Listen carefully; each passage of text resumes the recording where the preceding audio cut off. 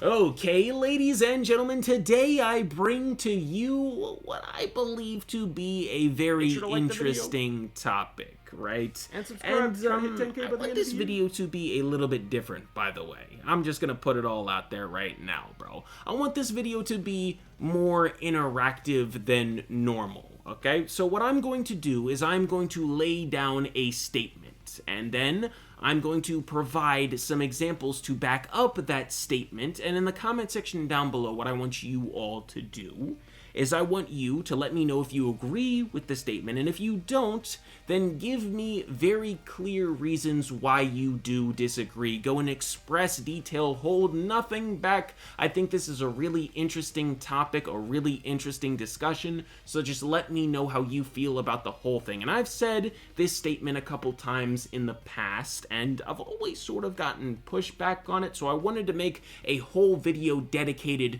to this topic, and I want to know what people's stances are in this current landscape of Eden Zero as well, because whenever I've said this statement, which I'll get to, I know I'm just referring to it as this statement, but I'll get to it in a second, but whenever I've said said statement, I've always sort of gotten pushback on it, but I haven't said this for a while, so I want to know how people feel about this topic nowadays, okay? So, let me finally get on to said statement. I mean, you guys probably already know just based off of the title and the thumbnail, but like, I just need to say it for the sake of this video, okay? So I vehemently believe, if that's how you use that term, that Shiki Grandbell is a selfish MC. Now, right off the bat, I want to say this. I want to clear this up. I want to make it crystal clear. Just because I say that Shiki is a selfish MC does not automatically mean that I think that he is a bad MC or a poorly written MC or a trash MC or an evil main character. I don't believe any of that. I'm just simply saying that he possesses a character trait, and I actually believe that that makes him more of an interesting protagonist. It's more interesting to follow him and see what he'll do in certain situations, and it won't always be by the book because he has this aspect to him. I like this trait from Shiki, okay? I just want to make that very clear. But anyways, let's go on to the examples that I believe back up this statement, okay? So the first one is going to be from Sun Jewel. The Sun Jewel arc, the famous Sun Jewel arc that is one of the best arcs within the series. And this example is from when Shiki and Hamura are first transported to the labor district after their fight in like that restaurant thing, right? So they get taken to the cave and all that, and there's a bunch of bugs, Shiki gets scared and blah blah blah blah blah, but then they come up from the cave and they meet Garrett. Okay? And Shiki sees that Garrett is whooping on this dude and kind of teasing him and beating him up because he isn't doing what he needs to do. So then Shiki goes to stop Garrett, and then Shiki sees what happens when he interferes with someone on Garrett's level. Someone that's a part of, like, Lady Kurenai's sort of circle. So the thing is in the labor district, if you defy Madame Kurenai or Lady Kurenai, I think I called her Lady Kurenai, I don't know why I did that, but if you defy her rules in the labor district, then not only do you pay the price, but the people around you pay the price as well. And we see this because, like, the little angel dudes appear and they start pointing their staffs at the workers in the labor district. So Shiki is very much aware of the circumstances. He's aware of the consequences that will take place if he defies people like Garrett and Madame Kurenai and her rules and all that. But what happens is that Hamura gets kidnapped by Garrett. And this does not sit well with Shiki, and he promises that he is going to get her back almost immediately because he says that he can do something and he's going to do something about it. So he kind of just like gets up right after, because he got hit in the knees, right? And he got sent to his knees and stuff. And then Garrett kidnaps Hamura. But he gets up and he just almost immediately goes after Garrett to rescue Hamura, knowing that if he does this, this could put all the other people in the labor district in harm's way. Because if you defy the rules of Madame Kurenai and her subordinates, then you will pay a price and so will others. That's how it works in the labor district. But knowing this, Shiki still goes ahead and still goes to save Hamura instead of thinking about it tactically or putting a group together or something like that. He just instantly goes to Garrett, and he also says that he doesn't follow their rules. His friend is more important, and he's not some hero fighting for justice. If you hurt his friends, he'll show you the kind of demon king he can be. So yeah. And mind you, those angel dudes with the sticks have the ability to use the satellite, which can, like, vaporize people on the spot. So he knows the circumstances, he knows the consequences, he knows what these people are capable of, and yet he still goes and puts everyone else in the labor district in harm's way to save his friend. Because he is a selfish main character, he put the life of his friend above the lives of everyone else in the labor district. And I know how this whole thing sounds just by going off of this first example. Like, it doesn't really sound good for Shiki, and it kind of sounds that I'm harping on this dude. But again, I think this is a very interesting aspect to Shiki's character, his whole view on friends and stuff like that.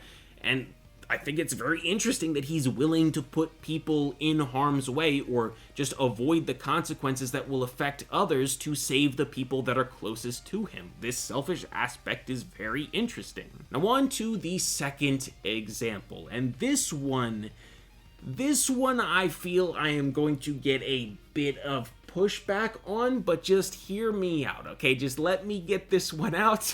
And again, and it's fine if you give me pushback on this, that's fine. I want this to be a discussion type of video. I want to hear your thoughts. So the second example is in the Nero 66 arc, the war arc, the first war arc, right? It's at the end where Shura is defeated, but then we find out that there are 20,000 planet-busting bombs that are about to go off at any minute. And initially, Shiki thinks that he can stop the bombs, or he can try his best to, like, sort of slow down the effects of the bombs, or he thinks he can help in some sort of way, and he goes to try and help. But Rebecca tells him that that's not a good idea, and that he should come back with the crew, and that they should just leave. And Xiaomai herself even intervenes, and sort of kind of is like, hey, maybe you shouldn't do this. So he is getting a lot of pushback on this whole trying to be sort of like a hero, even though he said he's not a hero fighting for justice. He is sort of trying to be a hero in this particular moment, and he's given two paths that he can take. So Shiki can either go to the bombs and do his very best to either slow them down, maybe stop them, do something, just give the people of Nero 66, because there are people on this planet, there are civilians on this planet. He can either go there and try and stop or hold off the bombs so that more and more people can escape the planet, because they're leaving en masse because they're aware of the situation as well. So he can hold it off, or he can leave with the Eden Zero and save himself and his crew. And Shiki decides to go with option 2. He decides that it's for the best for him and his crew to leave.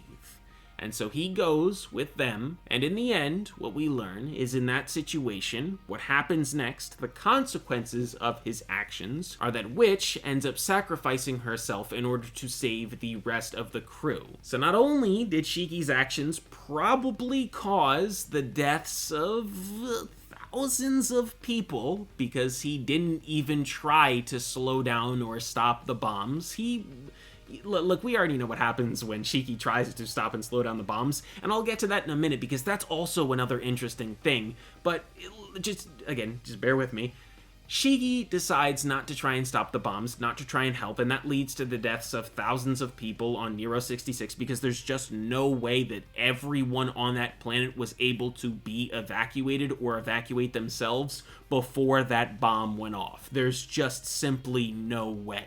And not only did they die, but Witch also ended up dying as well. Contrast that to if Shiki had gone to actually stop the bombs, And we actually get to see what happens when he does do that. He gets teleported to the future somehow with Rebecca. Not somehow, it's because of Ether and Ether Gear and all that stuff.